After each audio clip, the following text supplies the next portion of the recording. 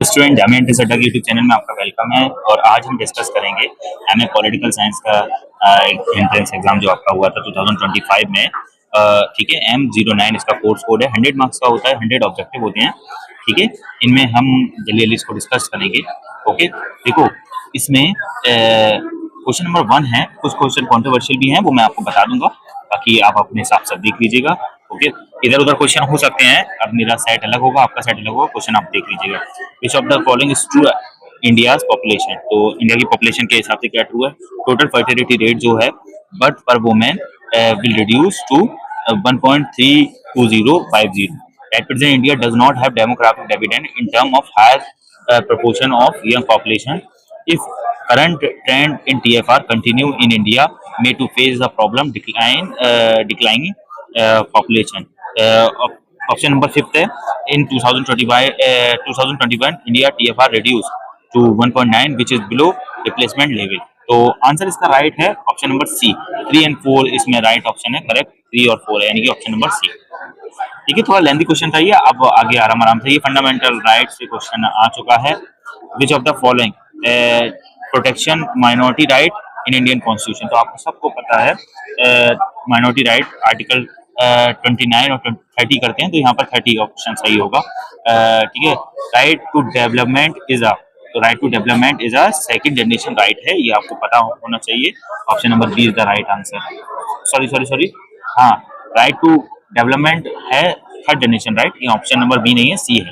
Okay, question number 4, ठीक है, uniting for piece resolution adopted in 1950 by, तो option number B, ठीक है, जनरल असेंबली ने इसको अडॉप्ट करा था 1950 में, आपको पता होगा। आगे चलते हैं, क्वेश्चन नंबर 5 के बारे में देखें तो जे रूसो इसका राइट आंसर है। Option number A, who among the following emphasis the child development and education that natures economy natures autonomy and avoid the genesis of the most destructive form of self interest in order to protection freedom, तो J Rousseau इसका right answer है। Given below two statement, अब आप पढ़ लीजिएगा इसको, मैं मोटे तौर पर बड़े क्वेश्चंस को नहीं पढ़ रहा, लेकिन इसका राइट आंसर जो होगा क्वेश्चन नंबर 6 का option number A is the right answer. Okay, option number A is the right answer. Question number 7 देखिए, which of the following is true about Paul Brass, तो राइट आंसर इसका होगा, अब ये बड़ा क्वेश्चन अगेन है तो फिर मैं इसको फिर से नहीं पढ़ता, 7 नंबर का right answer option number C होगा। क्वेश्चन नंबर 8 देखिए, Who among the following is the consider of the father of liberalism, तो आप सबको पता फादर ऑफ लिबरलिज्म कंसीडर करा जाता है लॉक को। ओके, इसके अलावा who among the following is the current United nation high commissioners of the human rights, तो आपको भी पता है करंट जो यूनाइटेड नेशन का हाई कमीशन का जो यूनाइटेड नेशन हाई कमीशन जो है, और ठीक है हाई कमिश्नर है उस, वो है ऑप्शन नंबर 9 का राइट आंसर होगा डी। ठीक है, वॉल्कर टर्क। क्वेश्चन नंबर 10 में देखें जरा सा, आप पढ़ लीजिएगा, इसका राइट आंसर जो होगा क्वेश्चन नंबर 10 का option number A is the right answer. Okay, question number 11 incomplete type का था। ठीक है, तो इसको ये कंट्रोवर्शियल है तो इसको मैं छोड़ देता हूँ। क्वेश्चन नंबर 12 में देखें, और 12 में राइट आंसर होगा who among the following propose the classification as a method of the validate hypothesis, तो क्वेश्चन नंबर 12 के लिए right answer option number C होगा।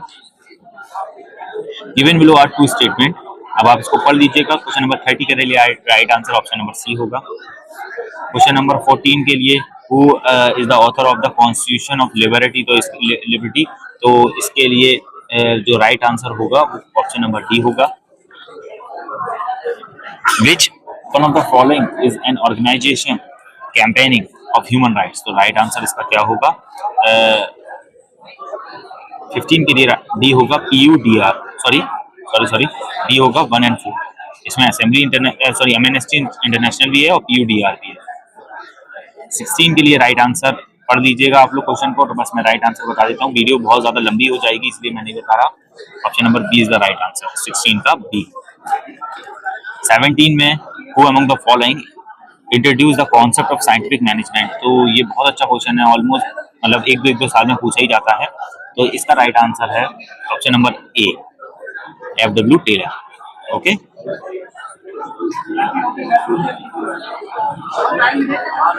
18 का राइट आंसर देखें आप लोग, ऑप्शन नंबर सी होगा इसका राइट आंसर। पढ़ लीजिएगा, बड़ा क्वेश्चन है, पेपर लेंदी था, आप लोगों को भी पता है।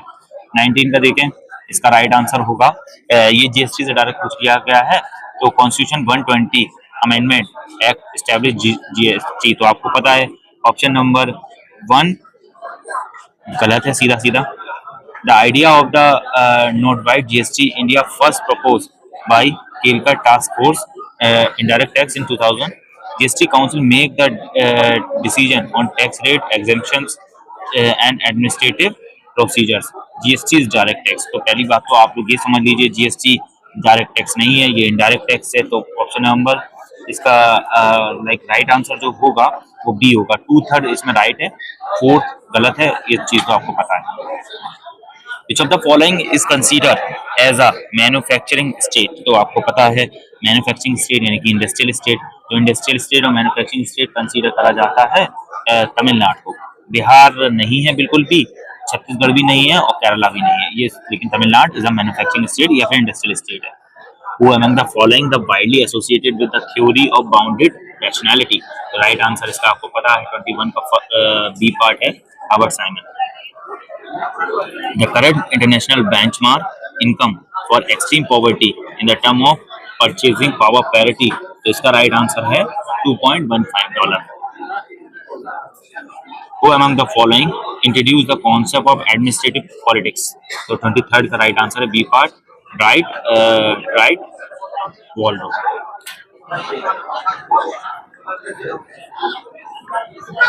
2015 United Nation climate change conference COP21 जो हुई थी इन पेरिस में, set a goal of the limited global warming.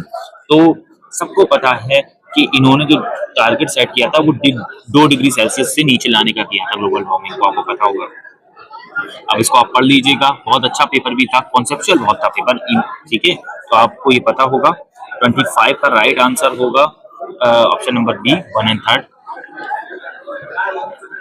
Which one of the following was not occupied by the Israel during 1967 Six Day War?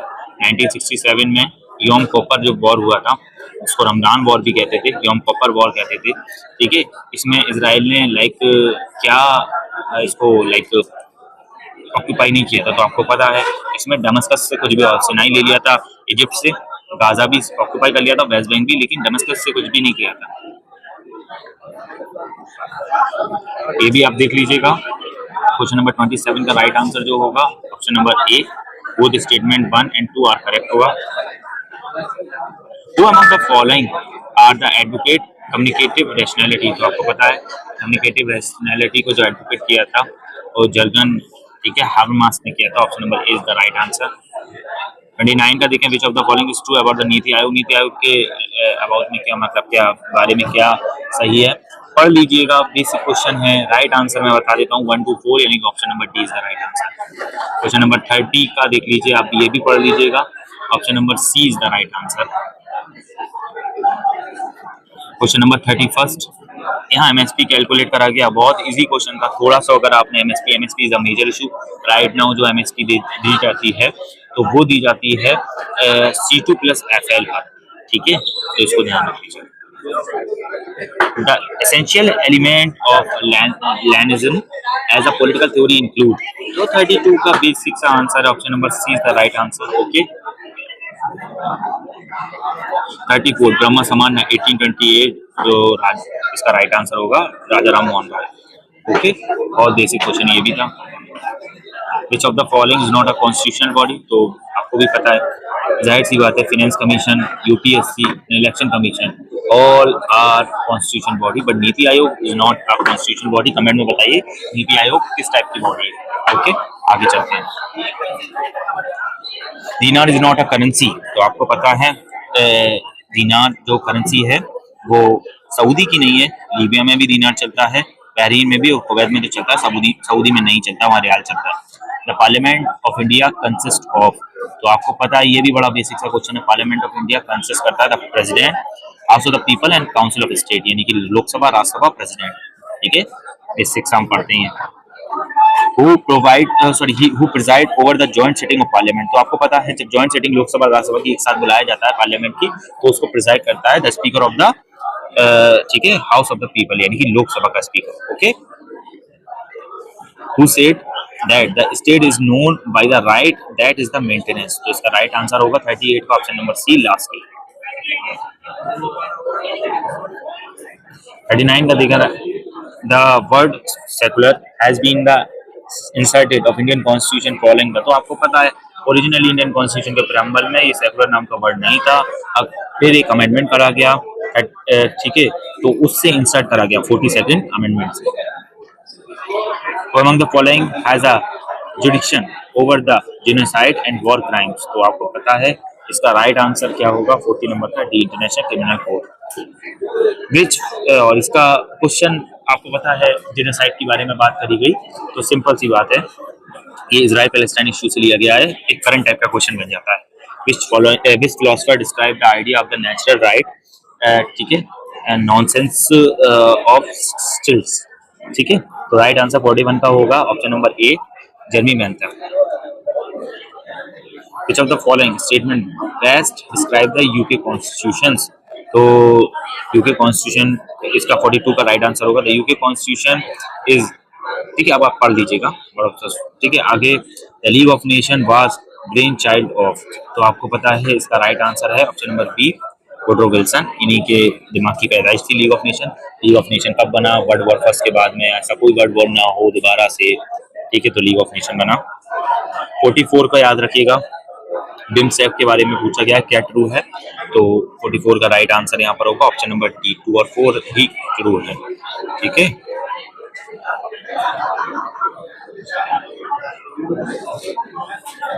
आगे चलते हैं, 45 का देखते हैं। The national commission for minority was made a statutory body in the year. तो option इसका 45 का right answer होगा यहाँ पर option number B, 1993। Man are born and remain free are equal right, ये लाइक देख लीजिएगा आप, इसका लेकिन राइट आंसर होगा 46 का option number B, declaration of right man and citizen. ठीक है, how many members states there are United Nation human rights council. तो United Nation human rights council में, UNHRC में कितने मेंबर स्टेट्स हैं, तो 47 का जो राइट आंसर होगा 47। ठीक है, बड़ा ही इंटरेस्टिंग है, 47 का राइट आंसर 47। 48 का जो राइट आंसर होगा, पढ़ लीजिएगा इसको, इसका राइट आंसर होगा, मैं डिस्कस नहीं कर पाऊंगा, वीडियो बहुत लंबी चली जाएगी, अब मैं डायरेक्ट आपको बता देता हूँ, ऑप्शन नंबर सी। 49 का right answer option number C. 50 का right answer option number C. आगे देखते हैं, 51 का right answer option number C, 52 का डी एंड 53 का अगेन डी। तो मैं बस बता देता हूँ, 51 का सी, 52 का डी एंड 53 का अगेन डी। बड़ा इजी है, ये क्वाड से पूछा गया है, तो अब आप पढ़ लीजिएगा। 54 का देखते हैं, ऑप्शन नंबर सी, 55 का भी सी, तो 54 का सी होगा, 55 का अगेन सी। 56 का देखते हैं, 56 एंड 57 देखते हैं, तो 56 का राइट आंसर होगा ऑप्शन नंबर डी एंड 57 जो है ये इनकम्प्लीट है, तो आप इसको कट कर दीजिएगा। 58 देख लीजिएगा, इसका option number A right answer होगा, 57 इनकम्प्लीट था। 59 option number B right answer होगा। 60 ऑप्शन नंबर सी एंड 61 पढ़ता हूँ, ऑप्शन नंबर ए होगा इसका राइट आंसर। ओके, 62 के बारे में बात करें तो 62 का राइट आंसर होगा ऑप्शन नंबर डी। 63 का, 62 का ऑप्शन नंबर डी, 63 का ऑप्शन नंबर सी, 64 का right answer option number D, 65 का right answer option number C, 66 का right answer option number A, 67 का राइट आंसर डी, 68 का राइट आंसर, 68 का जो राइट आंसर होगा ऑप्शन नंबर बी, 69 का राइट आंसर होगा ऑप्शन नंबर बी। 70 का राइट आंसर होगा ऑप्शन नंबर बी। 69 का बी, 17 का अगेन बी। 71 का राइट आंसर जो होगा, 71 का जो राइट आंसर होगा वो होगा ऑप्शन नंबर बी। 72 का जो राइट आंसर होगा वो होगा ऑप्शन नंबर ए। 73 का right answer option number B. 74 का right answer option number B. 75 का right answer option number A. 76 का right answer option number C. 77 का right answer option number A. 78 का right answer option number C. 79 का right answer option number A. 80 का right answer यहाँ पर होगा option number C. 81 का right answer option number C. 82 का राइट आंसर क्या होगा यहाँ पर? 82 का राइट आंसर होगा ऑप्शन नंबर ए। 83 का राइट आंसर क्या होगा? 83 का राइट आंसर होगा ऑप्शन नंबर, और सीधा सीधा इसका option number A right answer हो जाएगा। 84 का राइट आंसर होगा option number C, communist manifesto. 85 just because इसमें इनकम्प्लीट है और तो इसके बारे में कुछ कहना नहीं है। 86 ये थोड़ा सा कंट्रोवर्शियल क्वेश्चन है तो इसको भी मैं छोड़ता हूँ, कट कर दीजिएगा आप। 4-5 क्वेश्चन ऐसे होते ही हैं। 87 का जो राइट आंसर होगा ऑप्शन नंबर सी होगा। 88 का जो राइट आंसर होगा वो ऑप्शन नंबर 88 का जो राइट आंसर है आपका वो है बी ऑप्शन। ठीक है, तो आप बी देख लीजिएगा। ऑप्शन नंबर 89 का राइट आंसर है ऑप्शन नंबर बी अगेन, तो आप देख लीजिएगा इसका राइट आंसर होगा option number B. Just a minute, B is the right answer. Option number 90 का जो राइट आंसर होगा ऑप्शन नंबर डी, डेमेस्कस। 91 का जो राइट आंसर होगा ऑप्शन नंबर ए। 92 का राइट आंसर जो होगा ऑप्शन नंबर ए अगेन। 93 का जो राइट आंसर होगा ऑप्शन नंबर डी, नीचे है डी। ऑप्शन नंबर 94 का जो राइट आंसर होगा ऑप्शन नंबर सी। 95 का जो राइट आंसर होगा ऑप्शन नंबर सी। 96 का राइट आंसर होगा ऑप्शन नंबर डी। ठीक है, डैनियल बेल। 97 का जो राइट आंसर होगा ऑप्शन नंबर डी। 98 का जो राइट आंसर होगा ऑप्शन नंबर ई। अब कहाँ फुलफिल करेगा इस इंसान को, तो अब देखें आप अपने हिसाब से। 99 का जो राइट आंसर होगा ऑप्शन नंबर बी। 100 इनकम्प्लीट था तो यहाँ पर मैंने लगाया हुआ है। ये थी आपकी, ये सेट सी था आपका। अब आप अपने हिसाब से क्वेश्चन देख लीजिएगा। कट ऑफ लास्ट ईयर के कंपैरिजन में, जस्ट बिकॉज ये पेपर लेंथी भी था, कुछ प्रॉब्लम भी थी इसमें, तो थोड़ा सा कम जाएगा। बाकी अमूमन पॉलिटिकल साइंस में, हमें पॉलिटिकल साइंस में ज्यादा फॉर्म अप्लाई होते हैं, तो वहीं एक टाइप से स्टैंडिंग मतलब रुका हुआ रहता है कहीं पर भी कट ऑफ, तो आप देख लीजिएगा। बाकी आप इन फ्यूचर जहाँ एमए पॉलिटिकल साइंस की प्रिपरेशन करना चाहते हैं, मैक्सिमम क्वेश्चन हमारे उससे ही आए हैं। अगर आप सिर्फ नोट्स और हमारी क्लासेस ही अटेंड करेंगे तो आप सीयूटी पीजी को भी इजीली टारगेट कर पाएंगे, इवन जामिया का एमए पॉलिटिकल साइंस भी इजीली क्रैक कर पाएंगे। इन फ्यूचर अगर आपको प्रिपरेशन करना है 8810603643 पर आप कांटेक्ट कर सकते हैं, यानी कि व्हाट्सएप कर सकते हैं। और जामिया या फिर सीयूटी पीजी के लिए आप इजीली, एएमयू के लिए, सीयूटी पीजी के लिए, जामिया के लिए इजीली प्रिपरेशन कर सकते हैं। थैंक यू गाइस, वीडियो को लाइक शेयर सब्सक्राइब जरूर करें, चैनल को सब्सक्राइब जरूर करें। Thank you for watching.